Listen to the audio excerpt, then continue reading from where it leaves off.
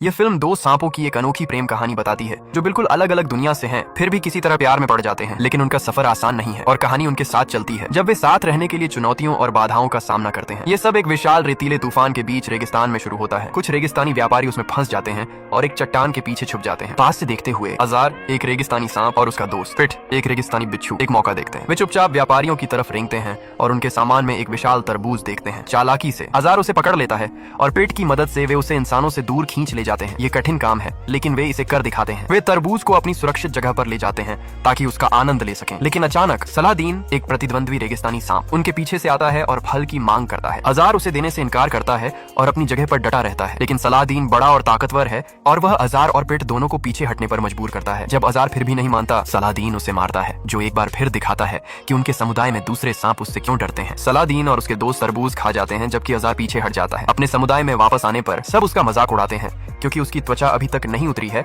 जिससे वह दूसरों से ज्यादा काला दिखता है। और बात को और बुरा बनाते हुए सलादीन और उसके दोस्त उस पर तरबूज के बीज मशीन गन की तरह फेंकते हैं। अजार उन्हें चकमा देता है और चट्टान के किनारे पर चला जाता है। रेगिस्तान के पार ओएसिस को देखता है। वह पिट को बताता है कि वह कठोर रेगिस्तानी समुदाय छोड़कर ओएसिस में रहना चाहता है, लेकिन पिट उसे चेतावनी देता है कि यह असंभव है क्योंकि इंसान रेगिस्तानी सांपों को अंदर नहीं आने देते। बात करते हुए अजार ओएसिस से निकलते एक खूबसूरत हरे सांप को देखता है। वह तुरंत उस पर मोहित हो जाता है, लेकिन इससे पहले कि वह पास जा सके, एक रेगिस्तानी ओएसिस पक्षी झपट्टा मारकर उसे वापस ले जाता है। ये पक्षी एक पहरेदार की तरह काम करता है, ये सुनिश्चित करते हुए कि कोई भी आसानी से ओएसिस में न जाए या वहां से न आए। हरी सांप ईवा को उसके पिता, ओएसिस के नेता, के पास वापस लाया जाता है। वह उनसे बहस करती है, यह कहते हुए कि वह ओएसिस छोड़कर बिना किसी नियम के रेगिस्तान में रहना चाहती है, लेकिन उसके पिता मना कर देते हैं, यह कहते हुए कि यह बहुत खतरनाक है। निराश होकर ईवा गुस्से में चली जाती है और अपने भाई गैरी को ढूंढती है, एक मूर्खतापूर्ण सांप जिसके साथ उसकी अच्छी नहीं बनती। उनकी आपसी तनातनी कहानी में एक और परत जोड़ती है। इस बीच अजार ओएसिस में घुसने की एक योजना बनाता है। वह खुद को हरे कीचड़ से ढक लेता है ताकि घुल मिल सके। पहले पक्षी को शक होता है, लेकिन अंततः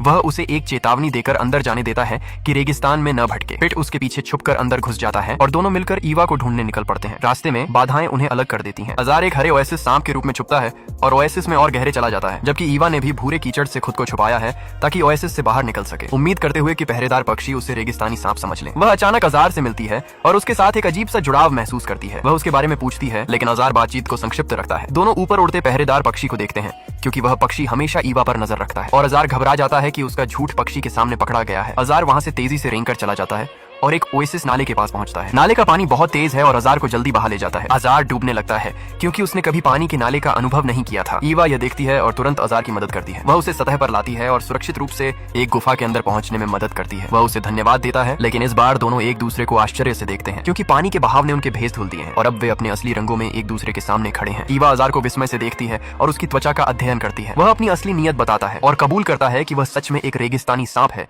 जो ओएसिस में रहना चाहता है। ईवा अजार को अपने बारे में बताती है और समझाती है कि वह अब ओएसिस में नहीं रहना चाहती और जबरदस्ती अपने पिता के नियमों में नहीं जीना चाहती। अजार सुनता है और ईवा को अपने बारे में बताता है। वह बताता है कि वह रेगिस्तानी सांपों के समुदाय में रहता है और समुदाय के सभी लोग उसकी त्वचा के रंग के कारण उसे तंग करते हैं। ईवा बताती है कि वह अभी भी रेगिस्तान में रहना चाहती है जहां वह स्वतंत्र और खुलकर जी सके। अजार समझता है और वे दोनों रेगिस्तानी सांपों के समुदाय में जाने का फैसला करते हैं। पिट, जो पानी के बहाव में बह गया था, किसी तरह बच जाता है और उसी गुफा में पहुंच जाता है जहां ईवा और अजार हैं। वह खुद का परिचय देता है और ईवा को बताता है कि वह अजार का दोस्त है। इस बीच ओएसिस के सभी पहरेदार पक्षी ओएसिस के अंदर ईवा को ढूंढने के लिए उड़ते हैं, लेकिन उसे नहीं खोज पाते क्योंकि वह अजार के साथ गुफा में छुपी है। वे अपने राजा की बेटी को ढूंढने के लिए बेचैनी से इधर उधर उड़ते हैं। जैसे ही अजार और ईवा गुफा से निकलकर रेगिस्तानी समुदाय में जाने वाले होते हैं, एक इंसानी सांप पकड़ने वाला वहां आता है और ईवा को पकड़ लेता है। इससे पहले कि अजार कुछ कर सके, इंसान एक लाठी से ईवा को फंसा लेते हैं और उसे अपनी टोकरी में रख देते हैं। अजार उन्हें रोकने की कोशिश करता है, लेकिन वे जल्दी से अपने घोड़ों पर सवार होकर भाग जाते हैं। अजार घबरा जाता है और पिट के साथ बेताबी से उनका पीछा करने की कोशिश करता है, लेकिन दुर्भाग्य से उसे पहरेदारों द्वारा पकड़ लिया जाता है, जो अजार के ओएसिस सांप बनने के झूठ का सच जान लेते हैं। वे अजार को अपने साथ ले जाते हैं और उसे एक चट्टान पर रखते हैं जहां वे रेगिस्तानी सांपों का मजाक उड़ाने लगते हैं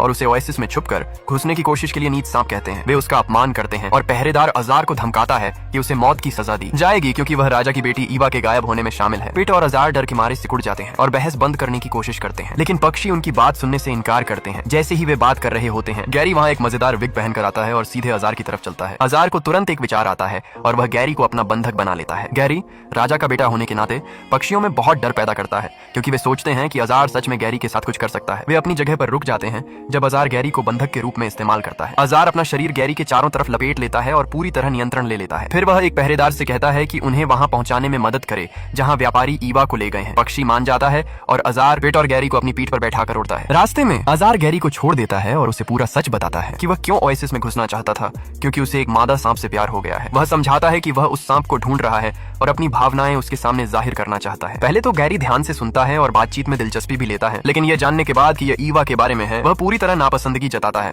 और ऐसे व्यवहार करता है जैसे उसे ईवा की कोई परवाह नहीं। इस बीच ईवा जागती है और खुद को एक अजीब जगह पाती है। वह डर जाती है और पीछे सरकने लगती है। वह देखती है कि वहाँ बहुत सारे अन्य सांप हैं, एक नहीं, दो नहीं, बल्कि दर्जनों सांप जो इस जगह के अंदर नृत्य का अभ्यास कर रहे हैं। वह डर जाती है और वहाँ कोई आवाज करने की हिम्मत नहीं करती। अचानक उसी प्रजाति के दो सांप ईवा के तंबू के अंदर झांकते हैं और खुद का परिचय देते हैं और उसे इस जगह के बारे में बताते हैं। सभी सांपों में से ईवा इस जगह की सबसे सुंदर सांप है, इसलिए बाकी सभी मादा सांप ईवा से जलती हैं। एक और बड़ी और सुंदर सांप ईवा के तंबू में आती है और अपने बारे में बताती है। वह ईवा को ऊपर से नीचे देखती है और ईर्ष्या महसूस करती है। वह ईवा को नापसंदगी भरी नजरों से घूरती है और ऐसा महसूस करती है जैसे ईवा उसके सबसे सुंदर सांप के खिताब के लिए चुनौती देने आई है। वह अपनी दुश्मनी दिखाती है और वहाँ से चली जाती है। ईवा की सुंदरता की वजह से कोई भी दूसरा सांप उससे बात करने या उसे स्थिति समझाने की हिम्मत नहीं करता और वे उस जगह के अंदर अपना नृत्य प्रशिक्षण जारी रखते हैं। एक और हरा सांप जो लगभग ईवा जैसा ही दिखता है, ईवा को देखता है और उसके पास आता है। वह ईवा के चारों तरफ घूमता है और उसे प्रभावित करने की कोशिश करता है। ये सांप जॉर्ज है, जो भी एक हरा ओएसिस सांप है। वह ईवा को अपने नृत्य कौशल दिखाता है और उसे अपने हुनर से प्रभावित करने की कोशिश करता है। हालांकि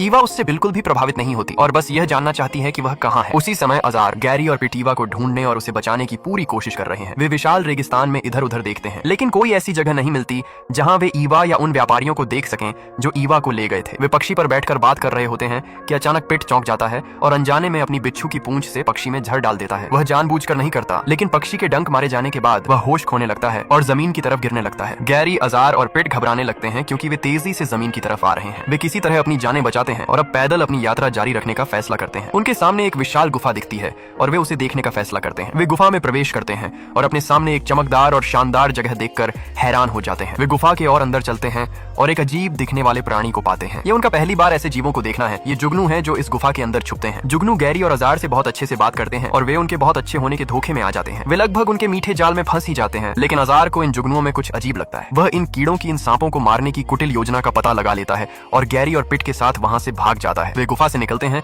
और आगे अपनी यात्रा जारी रखते हैं। ईवा और बाकी सांप उस जगह के बारे में बात कर रहे हैं और वह दूसरे सांपों से पूछती है कि वह वहां से कैसे निकल सकती है। सांप समझाते हैं कि वहां से निकलने का कोई रास्ता नहीं है, क्योंकि सांप पकड़ने वाले ने उन्हें लंबे समय से अपनी बांसुरी से नियंत्रित करके बंदी बनाया हुआ है। अगले पल उनका मालिक वापस आता है और सांपों को दर्शकों के सामने अपना नृत्य प्रदर्शन करने के लिए बुलाता है। बाकी सभी सांप अपना प्रदर्शन शुरू करते हैं, लेकिन ईवा उन्हें अनजान चेहरे से देखती है और बाकी सांपों को बताती है कि उसे नृत्य करना नहीं आता। सांप पकड़ने वाला अपनी बांसुरी निकालता है और एक धुन बजाने लगता है ताकि सांप पर नियंत्रण कर सके, क्योंकि यह प्रसिद्ध है कि सांप पकड़ने वाले की बांसुरी किसी भी सांप को नचा सकती है। ईवा भी बांसुरी की सम्मोहन शक्ति की शिकार हो जाती है और दर्शकों के सामने नाचने लगती है। अपने सुंदर और मनमोहक कदमों से सभी को हैरान कर देती है। अगले दिन गैरी, अजार और पिट रेगिस्तान में पैदल चलते हैं। अजार एक इंसान को देखता है और उसका पीछा करने का फैसला करता है। ये आदमी एक पर्यटक है जो रेगिस्तान देखने आया है। अजार उसकी कार देखता है और गैरी और पिट के साथ उसमें सवार हो जाता है। वे कार में अपनी यात्रा जारी रखते हैं, लेकिन गैरी, जो थोड़ा सा मूर्ख है, पर्यटक के बैग में कुछ दिलचस्प देखता है। वह बैग पर झपटता है, जिससे पर्यटक सांपों के प्रति सतर्क हो जाता है। वे जल्दी से कार रोकते हैं और अजार और गैरी को बाहर फेंक देते हैं। पिट, जो कार के अंदर छुपने में सफल हो जाता है, कार में अपनी यात्रा जारी रखता है, जबकि अजार और गैरी रेगिस्तान में फंसे रह जाते हैं। अजार आखिरकार भड़क जाता है और गैरी को डांटता है कि वह इतना मूर्ख क्यों है और उनकी पोल खोल दी। गैरी बस इसे ऐसे झटक देता है जैसे यह कोई बात ही नहीं है और अजार को दिखाता है कि उसे कुछ भी परवाह नहीं। उसका यह रवैया अजार को और भड़का देता है, जो गैरी की तरफ पीट करके पैदल ही अपनी यात्रा जारी रखने का फैसला करता है। उसी समय सांप व्यापारियों का काफिला रास्ते पर है और अगले प्रदर्शन की जगह पर पहुंचने के लिए रेगिस्तान को पार कर रहा है। ईवा दम घुटा हुआ महसूस करती है, सांप की टोकरी में बंद, और बाकी सांपों से पूछती है कि क्या व्यापारी से बचने का कोई रास्ता है, लेकिन वह निराश हो जाती है जब दूसरे सांप उसे बताते हैं कि वे सालों से टोकरी में बंद हैं। उनके जवाब ईवा को पूरी तरह तोड़ देते हैं जब उसे पता चलता है कि ये सांप इतने लंबे समय से स्वतंत्र रूप से नहीं जी पाए। जॉर्ज फिर से ईवा को प्रपोज करने की कोशिश करता है, लेकिन वह उस पर ध्यान नहीं देती और इन व्यापारियों से बचने का रास्ता सोचती रहती है। टोकरी में सभी सांपों में से पेत्रा नाम की एक सांप ईवा को बिल्कुल पसंद नहीं करती, लेकिन उसकी मदद करती है, इस उम्मीद में कि ईवा के व्यापारी की टोकरी से निकल जाने के बाद वह वहाँ की एकमात्र सबसे सुंदर सांप बन सकेगी। वह एक कपड़े का टुकड़ा हटाती है और ईवा को टोकरी से बाहर निकलने का रास्ता दिखाती है। ईवा उसे धन्यवाद देती है, बिना पेत्रा की असली मंशा जाने। ईवा भागने की कोशिश करती है, लेकिन उनके क्रूर मालिक के हाथों पकड़ी जाती है। मालिक ईवा और पेत्रा दोनों को पकड़ लेता है और उन्हें उस डिब्बे में रखने का फैसला करता है जिसमें उन सांपों को रखा जाता था जिनकी खाल बेची जाने वाली थी। ईवा और पेत्रा डिब्बे के अंदर झांक कर डर जाते हैं। सांप व्यापारी ईवा और पेत्रा को आग के घेरे के बीच में रखता है और सांपों के बीच नृत्य प्रतियोगिता का आह्वान करता है। अगर एक सांप जीत जाती है तो उसे बचा लिया जाएगा, जबकि दूसरे की खाल उतारी जाएगी। पेत्रा जोरदार कदमों के साथ नृत्य शुरू करती है और उसके नृत्य कौशल निश्चित रूप से परिष्कृत और अनुभवी है। इस बीच ईवा उसे हैरानी से देखती है और अपनी बारी का इंतजार करती है। चूंकि ईवा पेत्रा से ज्यादा सुंदर और प्रतिभाशाली है, इसलिए वह नृत्य प्रतियोगिता जीत जाती है। पेत्रा को फिर उस डिब्बे में ले जाया जाता है जिसमें उसकी खाल उतारी जाएगी। रेगिस्तान में लंबे समय तक चलने के बाद अजार और गैरी थक जाते हैं। वे खाने पीने की तलाश करते हैं और दूर एक गेको देखते हैं। दोनों तेजी से उसकी तरफ झपटते हैं और उसे खाने की कोशिश करते हैं, लेकिन गेको जल्दी से रेत में छुप जाता है। अजार को एक विचार आता है और वह इस सांप से सांप व्यापारी के बारे में पूछता है और गेको उन्हें उस जगह के बारे में बताता है जहाँ वे सांप व्यापारी को पा सकते हैं। अजार को उम्मीद की एक किरण मिलती है और वह गैरी को बताता है, लेकिन गांव का पूरा पता मिलने से पहले ही गेको भाग जाता है। इस बीच पर्यटकों की कार रुक जाती है और वे आराम करने के लिए एक शिविर लगाते हैं। पिट, जो कार में छुपा हुआ था, भी बाहर निकलता है और आराम करने का फैसला करता है। कुछ और बिच्छू जो उस इलाके से गुजर रहे थे पिट को देखते हैं और उसे अपना मालिक समझ लेते हैं। वे उससे उस इलाके में आराम करने की अनुमति मांगते हैं। पिट खुद के बारे में डींगे मारने लगता है कि वह कितने महान कारनामों पर गया है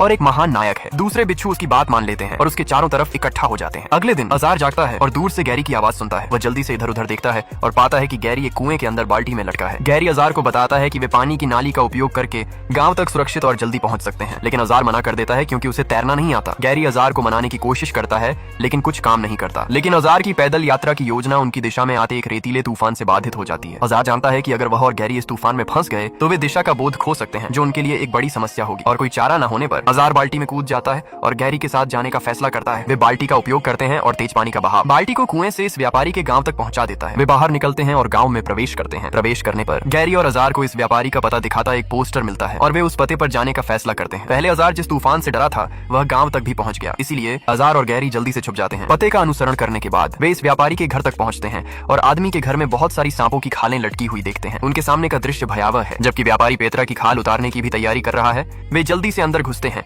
और ईवा को पाते हैं, जो बहुत खुश है कि गैरी और अजार दोनों उसे बचाने आए। अजार और गैरी उस कांच के बक्से पर छत का पंखा तोड़ते हैं जहां सभी सांपों को रखा गया था और उन्हें मुक्त करते हैं। व्यापारी वहां आता है और अपने सभी सांपों को भागते देखकर बेहद गुस्सा हो जाता है। वह अपनी बांसुरी से इन सांपों को फिर से सम्मोहित करने का फैसला करता है, लेकिन इस बार अजार बांसुरी पर झपटता है और भाग जाता है। गैरी व्यापारी को काटने की कोशिश करता है, लेकिन उसकी योजना विफल हो जाती है क्योंकि व्यापारी ने पहले से ही बहुत सारा सांप का जहर पी लिया है, इसलिए गैरी का हमला उस पर बेकार है। व्यापारी गुस्से में अजार का पीछा करता है, लेकिन अजार जल्दी से बाहर निकल जाता है और उसके घर से भाग जाता है। अजार सीधे छत की तरफ जाता है, जबकि रेतीला तूफान भी गांव से टकरा रहा है। अजार एक ऊंचे गुंबद पर चढ़ता है जहां व्यापारी अजार से बांसुरी छीन लेता है, लेकिन दोनों के बीच खींचतान की वजह से बांसुरी दो टुकड़ों में टूट जाती है। ये सांप व्यापारी को और भड़का देता है, जो अजार को उसके साथ मेस करने की सजा देने का फैसला करता है। रेतीला तूफान फिर से आता है और व्यापारी गुंबद से गिर जाता है। वह खुद को स्थिर करने के लिए अजार को पकड़ता है, लेकिन धक्के की वजह से अजार के शरीर की बाहरी त्वचा उतर जाती है और सांप व्यापारी नीचे गिर जाता है। तूफान के बाद गैरी और ईवा अजार को ढूंढते हैं और तूफान के मलबे में बेताबी से उसे खोजते हैं। वे मलबे के नीचे एक नीली सांप की पूंछ देखते हैं और जल्दी से अजार को बचाते हैं। उससे मलबा हटाने के बाद वे पाते हैं कि अजार की त्वचा अब बेहद सुंदर हो गई है और उस पर दुर्लभ नमूने हैं। ईवा और अजार उसके नए रूपांतरण को देखते हैं और अजार के नए रूप को देखकर अचंभित रह जाते हैं। अजार ईवा को अपनी भावनाएं बताता है और समझाता है कि उसने यह सब सिर्फ उसके लिए किया है और वह उसे बचाने आया है। ईवा प्रभावित होती है और खुश हो जाती है कि अजार ने उसे बचाने के लिए इतनी मेहनत की। वह उसकी भावनाओं को स्वीकार करती है और दोनों सांप एक दूसरे को आलिंगन में ले लेते हैं। जैसे ही वे अपने प्यार को एक करने वाले होते हैं, सांप व्यापारी फिर वहां आता है और उन्हें पकड़ने की कोशिश करता है। अचानक उसका शरीर ऐंठ जाता है और वह बेहोश होकर जमीन पर गिर जाता है। यह पिट था, जो समय पर पहुंचकर अपने दोस्त की जान बचाने के लिए व्यापारी को डंक मार देता है। पिट खुशी से सभी से मिलता है और अपने बिच्छू साथी का परिचय उन्हें देता है। सभी सांपों के मुक्त होने के बाद अजार और उसके साथी पर्यटकों की कार पर सवार होकर अपने घर की तरफ वापस जाते हैं। रास्ते में पिट मादा बिच्छू के सामने अपनी भावनाएं जाहिर करता है, जो खुशी से उसका प्रस्ताव स्वीकार करती है, और जॉर्ज भी पेत्रा के सामने अपनी भावनाएं जाहिर करता है, यह कहते हुए कि वह अब तक की सबसे सुंदर सांप है। पेत्रा भी उसका प्रस्ताव स्वीकार करती है और वे सभी खुशी खुशी साथ रहने के लिए ओएसिस की तरफ बढ़ते हैं।